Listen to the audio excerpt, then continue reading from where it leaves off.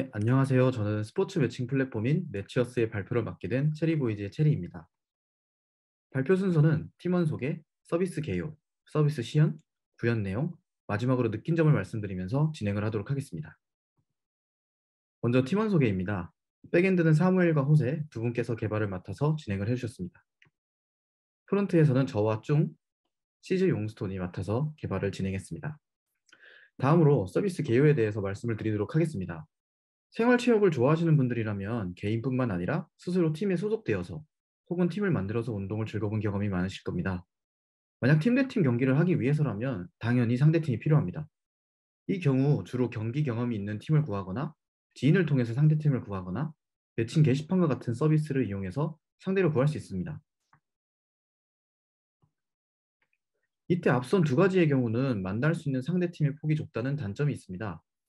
계속해서 경기를 진행할 상대팀은 한정이 되어 있을 것이고, 이 경우에는 경기의 긴장감이나 긴박감을 줄일 수 있는 요인으로 작용할 수 있습니다. 이런 단점을 해결할 수 있는 게 매칭 서비스였습니다. 기존에 존재하는 여러 매칭 서비스를 사용하면서 느꼈던 점들은 상대팀을 직접 만나기 전까지는 어떠한 정보도 얻을 수 없다는 점이었습니다. 경기를 진행하면서 실제로 매너가 좋은 팀을 만날 수도 있지만 신사적이지 못한 행동을 하는 상대팀을 만날 수도 있고, 이러한 점은 실제로 상대팀을 만나기 전까지는 알 수가 없습니다. 실제로 존재하는 한 매칭 서비스에서는 신고 게시판이 활성화되어 있었는데 적지 않은 개수의 글들이 올라오고 있었습니다. 주로 경기 당일에 나타나지 않거나 고장비를 받고 잠적하는 등의 안 좋은 경험이 이루어지고 있었고, 실제로 보시는 바와 같이 사기를 당한 경험이 있는 사람이 주의를 줬음에도 불구하고 이름만 바꾼 같은 사람에게 여러 번 당하는 경우도 존재했습니다. 이러한 여러 가지 문제점들을 해결할 수 있는 방안에 대해서 기획 단계부터 생각을 해보게 되었습니다. 저희는 다양한 경험을 위한 매칭 서비스를 제공하면서 경기 후에 상대팀을 평가하고, 이를 통해 상대팀에 대한 정보를 업데이트해 경기를 진행하기 전부터 상대팀의 정보를 알 수 있는 매칭 서비스인 매치어스를 만들게 되었습니다. 이제 시연 영상을 통해서 저희 서비스에 대해서 좀 더 자세히 알아보도록 하겠습니다. 먼저 회원가입부터 진행을 해보려고 합니다.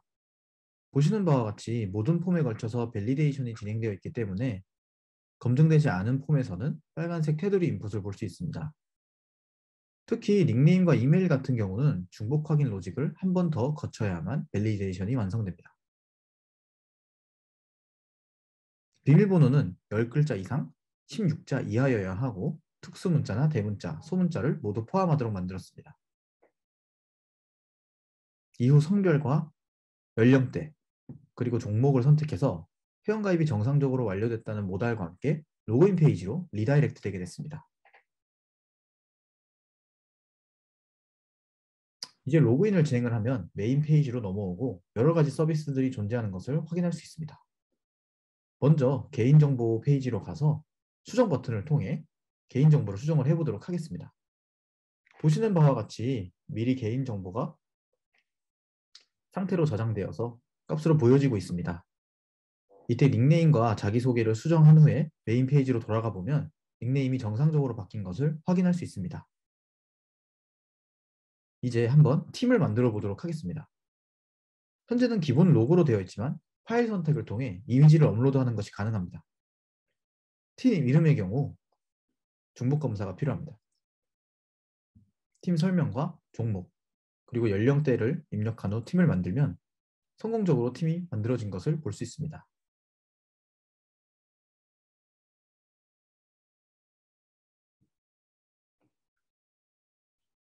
이후에 소속되어 있는 팀들 중에서 팀을 선택하면 팀에 대한 정보를 볼 수 있습니다. 팀원 목록에서는 플레이어를 초대하는 것이 가능합니다.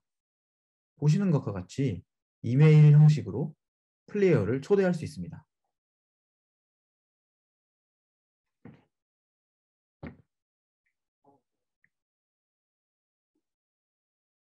이제 한번 매치를 등록을 해보도록 하겠습니다. 종목을 선택하고 팀을 선택하면 축구는 11명, 풋살의 경우는 5명으로 최대 인원이 바뀐 것을 확인할 수 있습니다. 이후 같이 플레이할 팀원을 선택을 하고 원하는 연령대, 이제 위치나 날짜를 선택을 하게 됩니다. 날짜의 경우는 달력뷰를 사용을 했습니다. 이제 경기를 진행할 시간을 선택을 해주면 됩니다.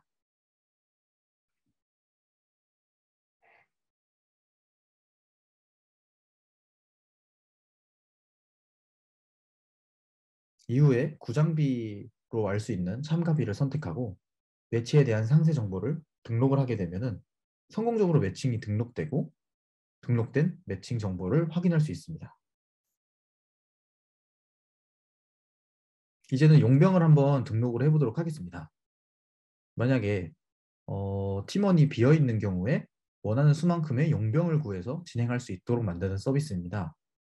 앞서 진행했던 매칭 만들기와 마찬가지로 날짜와 시간, 그리고 팀 상세 정보 등을 선택해주면 됩니다.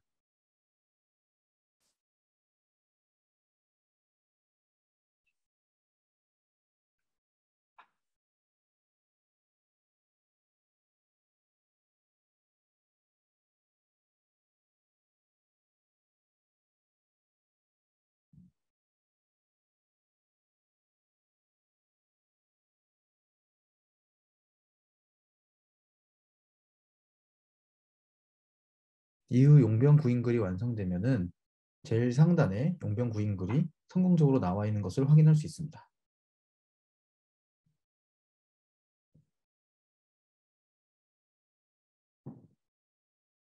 그리고 등록한 용병 글에 대해서는 신청한 용병 목록을 확인할 수 있고 용병을 모집할 수 있습니다.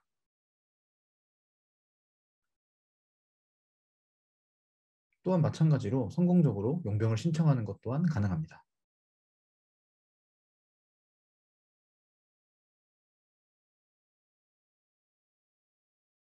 이후 개인정보 페이지에 들어가서 자신이 신청한 용병 신청을 확인할 수 있고 이를 취소하는 것 또한 가능합니다.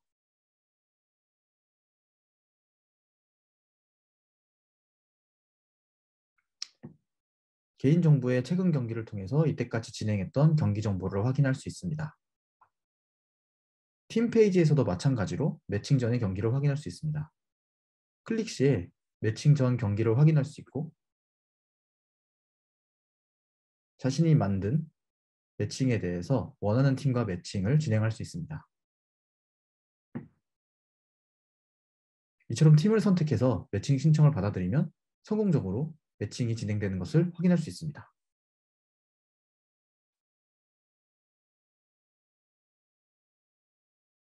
매칭 목록에서 평가 전 매칭 목록을 확인해 보겠습니다. 이때 평가 전 매칭 평가를 통해서 상대팀에 대한 매칭 평가를 진행할 수 있습니다. 다음으로 기술 스택에 대해서 이야기를 해보도록 하겠습니다. 저희 프론트엔드에서는 컴포넌트 재사용을 통해 불필요한 코드 작성을 최소화할 수 있다고 생각하여 리액트를 도입하였습니다. 팀원들 대부분이 첫 프로젝트를 리액트로 시작했기 때문에 프로젝트의 완성도를 높일 수 있다고 생각했고 모르는 부분이 생기더라도 많은 레퍼런스를 참조하면서 문제를 해결해 나갈 수 있는 가능성이 높다고 생각했습니다. 네이밍의 단순화와 HTML 태그를 통한 명확한 이미 전달을 할 수 있다고 생각하여 모듈 SCSS를 도입하게 되었습니다. CSS의 경우 네이밍의 중복 방지를 위해서 뱀 표기법을 사용해야 하므로 CSS 네이밍에 많은 시간이 든다는 단점이 존재했고 스타일드 컴포넌트의 경우 런타임 시에 빌드가 되기 때문에 성능 저하를 일으킬 수 있고 HTML 태그가 존재하지 않기 때문에 시멘틱함이 떨어진다고 생각을 했습니다. 타입스크립트를 통해서 원하는 데이터의 타입을 미리 선언해 타입 불일치로 발생할 수 있는 문제들을 최소화했습니다. 프로젝트가 고도화됨에 따라서 타입의 범위를 좁혀 예상할 수 없는 사이드 이펙트를 제거할 수 있었습니다. 프롭스 드릴링을 최소화할 필요성을 느꼈기 때문에 전역 상태 관리를 도입하고자 했습니다. 컨텍스트 API의 경우 특정 상태가 바뀌었을 때 컴포넌트의 재렌더링을 할 수 없었습니다. 이때 리덕스를 통해서 이러한 문제를 해결하고자 하였고 리덕스의 경량화 버전인 리덕스 툴킷을 사용하였습니다. 다음으로는 백엔드 기술 스택입니다. 개발 언어로는 자바 11을 사용하였고 스프링 부트로 웹 어플리케이션 서버를 구축하였습니다. 빌드 도구로 그래드를 선택했고 JPA로 객체 지향 데이터 로직을 작성하였습니다. 개발 환경에서는 H2 데이터베이스를 배포 환경에서는 MySQL을 사용하여 데이터베이스를 구축했습니다. 스프링 세큐리티 환경에서 JWT를 사용한 토큰 기반 인증 인가 기능을 구현하였고, 커리디즈를 사용하여 동적 커리로 필터 조회 API를 구현하였습니다. 다음은 저희 프로젝트의 데이터베이스 테이블 관계를 표현한 ERD입니다. 매치, 팀, 유저, 용병 게시글 중심으로 설계했습니다. 이어서 백엔드 인프라 아키텍처에 대해서 소개하겠습니다. GitHub 액션즈에서 프로젝트 빌드 후 자 파일을 압축해서 S3에 업로드합니다. 이어서 코드 디플로이가 배포를 진행하도록 합니다. 코드 디플로이는 EC2 인스턴스에서 S3에 업로드된 자 파일을 받아 배포를 진행합니다. 클라이언트는 SSL이 적용된 엔진X와 HTTPS로 요청과 응답을 주고받습니다. 다음은 Git 플로우 전략입니다. 기능 개발은 디벨롭 브랜치에서 생성한 피처 브랜치에서 진행하였으며, 개발한 기능들을 배포하기 위해 디벨롭 브랜치에서 릴리즈 브랜치를 생성하여 메인 브랜치로 머지했습니다.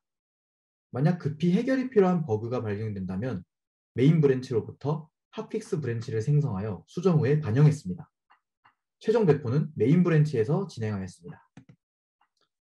백엔드에서 정했던 개발 컨벤션에 대해서 소개하겠습니다.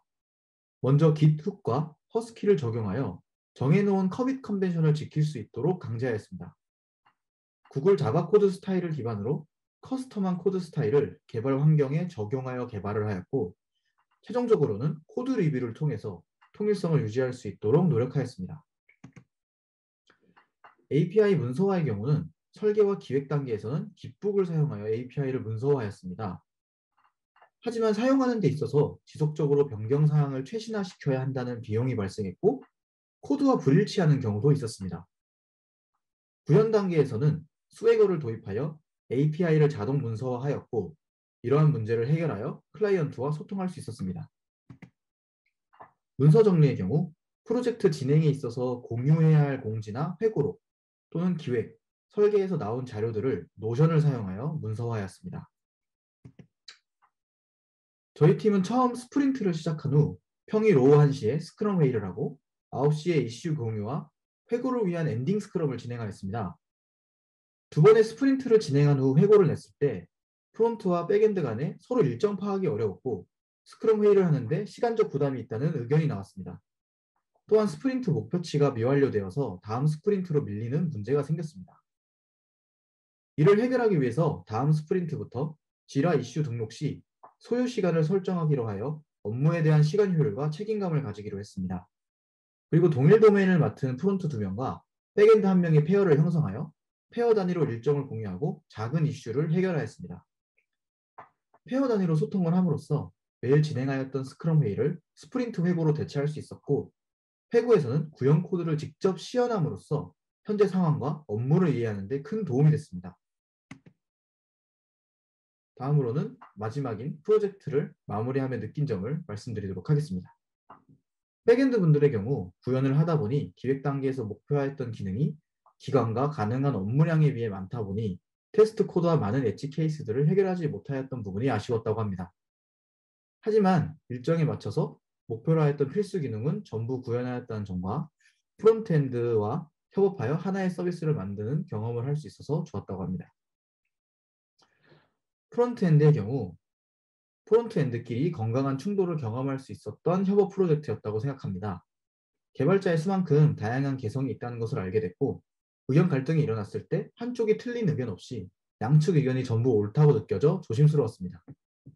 좀 더 의사소통을 적극적으로 하고 초반부터 의사표명을 확실하게 했다면 충돌로 인한 시간을 줄여서 초반에 기획했던 바를 모두 완성했을 것이라는 아쉬움이 남습니다.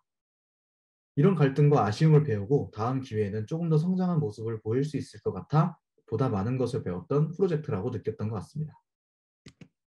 이상으로 체리보이즈의 발표를 마치겠습니다. 감사합니다.